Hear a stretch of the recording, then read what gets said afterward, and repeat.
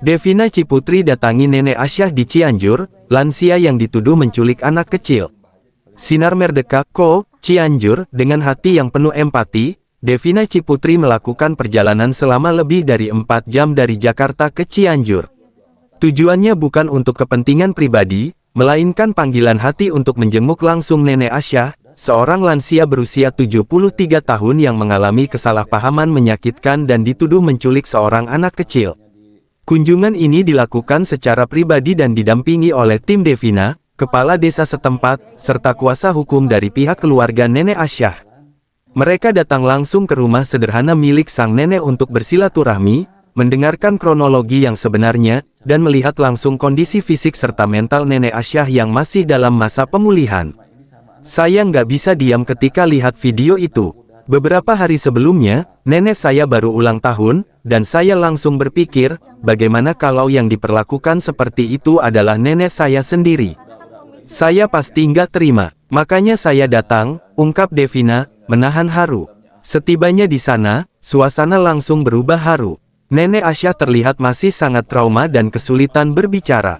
Devina tak banyak bicara, ia duduk di samping sang nenek, menggenggam tangannya, dan mencoba menenangkannya ketika air mata sang nenek kembali jatuh mengenang kejadian yang dialaminya. Bukan hanya Nenek Asyah yang larut dalam tangis, anak pertama Nenek Asyah pun ikut menangis dalam pelukan Devina. Dalam suasana yang emosional, mereka menyampaikan isi hati mereka, tentang rasa sakit, ketidakadilan, dan beban batin yang mereka pendam selama ini. Devina mendengarkan semuanya dengan sabar dan tulus.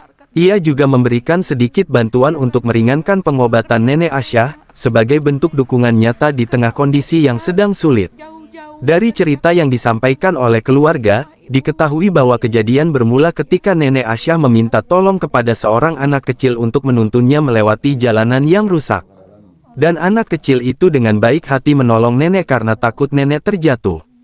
Namun, niat baik itu menjadi malapetaka ketika ada yang teriakin penculik dari seorang tetangga yang tidak tahu kebenarannya hingga berujung pada tindakan kekerasan. Main hakim sendiri yang meninggalkan luka fisik dan batin.